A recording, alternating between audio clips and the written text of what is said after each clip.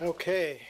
What we've said is we're skeptical that the opposition would be using chemical weapons. It's the regime. It's stronger than that. It's in the letter.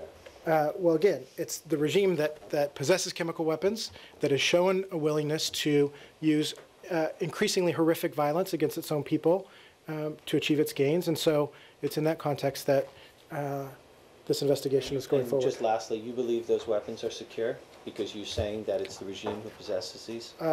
I believe our assessment continues to be that they're under regime control. Thank you. Mr. Secretary, can you talk with us afterward, please?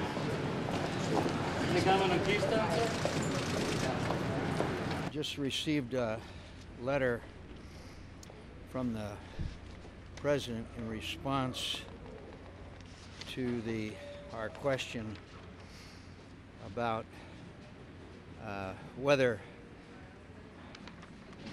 Bashar Assad had used chemical weapons.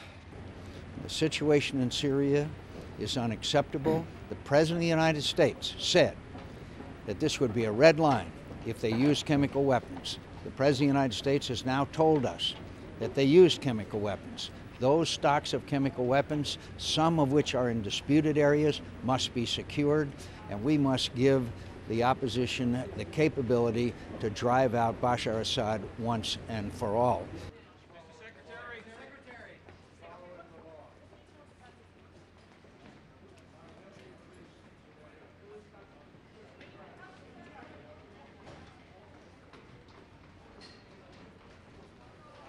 And what you're seeing is a U.S. administration that's trying to be deliberate in its response, not have a knee-jerk reaction to any of this, and really get ahead of the message to shape the discourse. We've been seeing a lot of reaction to this.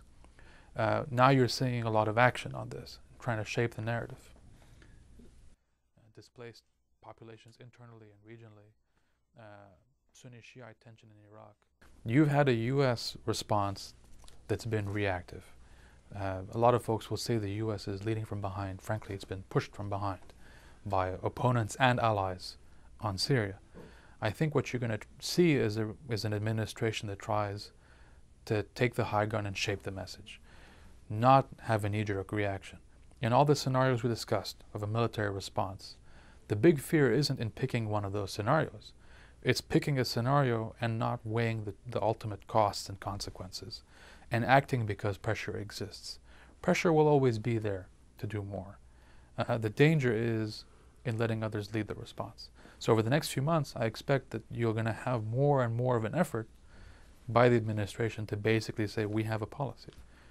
These are the confines of our interests, and push with that. And it'll upset opponents, and it'll upset allies on Syria, but that's probably for the best. Jordanian instability, a country that is in civil war with 20+ million people.